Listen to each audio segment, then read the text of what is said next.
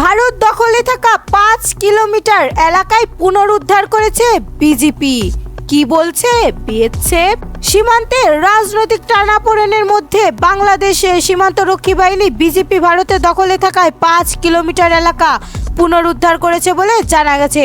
তবে এই দাবিতে ভিত্তিহীন বলে অস্বীকার করেছেন ভারতের সীমান্ত রক্ষা বাহিনী বিএসএফ। ভারতীয় বার্তা সংস্থা পিটিআই মঙ্গলবার এক প্রতিবেদনে জানিয়েছে, বিজেপি ভারতের অংশ বলে দাবি করায় ৫ কিলোমিটার ভূমি নিজেকেই দখল করে নিয়েছে। এমন খবর ভিত্তিহীন ও দায়িত্ব জ্ঞানহীন বলে মন্তব্য করেছে বিএসএফ এর সাউথ বেঙ্গল ফ্রন্টিয়ারের এক বিবৃতিতে জানা যায়, বাংলাদেশের সংবাদ মাধ্যমে প্রকাশিত এসব প্রতিবেদন কোনো ধরনের সত্যতা নেই। কোতলার নদীর ৫ কিলোমিটার এলাকা পুনরুদ্ধারে বিজেপির সফলতা। প্রায় ৫৪ বছর ধরে বাংলাদেশের কোতলার নদীর ৫ কিলোমিটার এবং এর সংলগ্ন চর ভারত দখল করেছিল। এটি উদ্ধার করার পদক্ষেপ নেওয়া হয়নি। এই কাজটি করে দেখিয়েছে বিজেপি। ৬ জানুয়ারি বিজেপির আনুষ্ঠানিকভাবে ভূমি খুঁজে নেয়। ঝিনাইদহ জেলার মহেশপুর উপজেলার সীমান্তবর্তী কোদানালা নদীর ৫ কিলোমিটার ভারতে দখল করতে উদ্ধার করেছেন Maheshpur ৫৮ border guard Bangladesh BJP.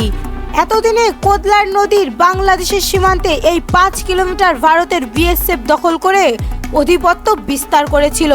স্থায়ী মানুষেরা কোতলার নদীর বাংলাদেশের অংশে মাছ ধরা বা কোনো কাজে নদীতে যেতে পারত না। বিএসএফ বাধা প্রদান করত। এতে নদীটি ব্যবহার করা নিয়ে গ্রামের মানুষের সঙ্গে ভারতীয় সীমান্ত রক্ষা বাহিনী বিএসএফ এর সাথে প্রায় তর্ক বিতর্ক হতো।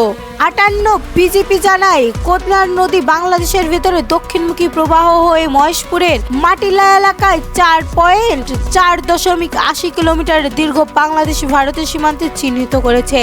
১৯৬১ সালের বাংলাদেশ ভারতের সীমান্তের মানচিত্র অনুযায়ী উল্লেখিত এই নদীর অংশ সম্পূর্ণভাবে বাংলাদেশের সীমান্তে পূর্ব রেখার মধ্যে অবস্থিত। সম্প্রতি কোতলার নদীর মালিকানা নিয়ে বিষয়টি তাদের দৃষ্টিগোচরে হলেও তারা স্থায়ী প্রশাসনিক প্রাসঙ্গিক নথিপত্র এবং মানচিত্রের সাহায্যে নদীর সঠিক অবস্থান নিশ্চিত করে।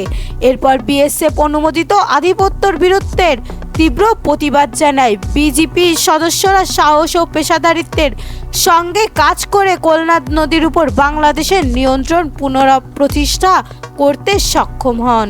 মধ্যরাতে এজলার্স কক্ষে আগুন। পুরান ঢাকার বক্সি মার্কেট আলিয়া মাদ্রাসার মাঠে অস্থায়ী বিষয়ে আদালতে এজলাস কক্ষকে কে বা কারা পুড়িয়ে দিয়েছে। একই সঙ্গে ওই মাঠে অস্থায়ী আন্দোলনের বসানো প্রতিবাদে সড়কে নেমেছে শিক্ষার্থীরা।